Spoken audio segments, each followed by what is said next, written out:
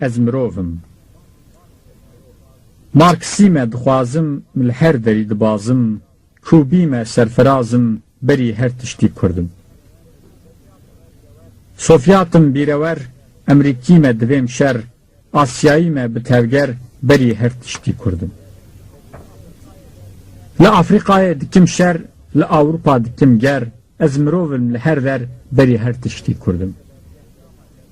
Vietnama gernasim, Hindî me bêkirasim, ez birçî me pêxwasim, berî her tiştî kurdim. Gernasim mil ji pola, nema dibim ez kola, diçim şerê Angola, berî her tiştî kurdim. Dijminê koledarım, ne razame şiyarım, bi dijmin ez dikarim, berî her tiştî kurdim. Ez dijminê kevnarım, jê hatime dijwarım, ez mirovim neharim, berî her tiştî kurdim.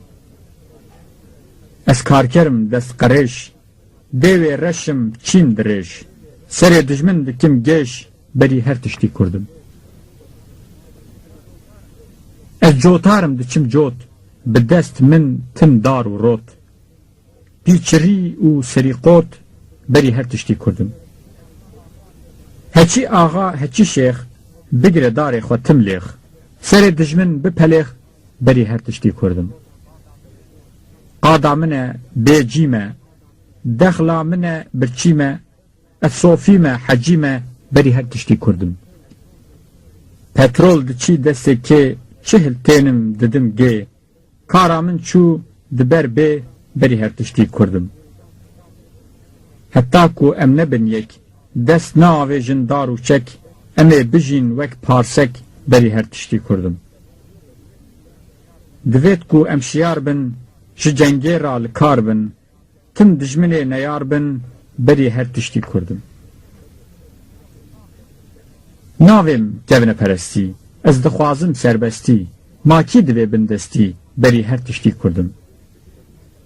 Divêm bigirim ez welat, ez dizanim ku felat, dostaniya Sofyat, berî her tiştî kurdim. Ev destûra kevnare, tev qerêj û gemar e, wê em hiştin ji pare, berî her tiştî kurdim. Heta karker û cotkar, bîrewer û xwendekar, hemî nebin em şiyar, berî her tiştî kurdim. Em nikarin herin pêş, kes nadî me dora êş, wê me bixwin gur û mêş, berî her tiştî kurdim.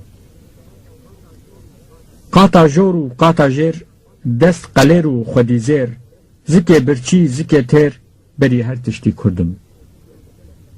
Îro bûye dubendî, beg û axa û gundî, em nabin yek birindî, berî her tiştî kurdim.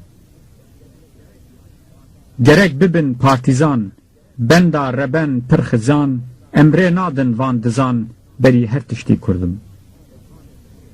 Ka li kû ye berê me, kî bûne rêberê me, ka çi hate serê me, berî her tiştî kurdim.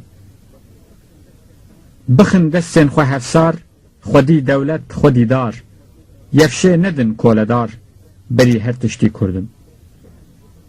Lê ez kurdim markisî, kara xwe nadim kesî, naxwim nanê bi tisî, berî her tiştî kurdim. Ez kurdekî dilbirîn, li nav dînan bûme dîn, heta ciger me kir xwîn, berî her tiştî kurdim.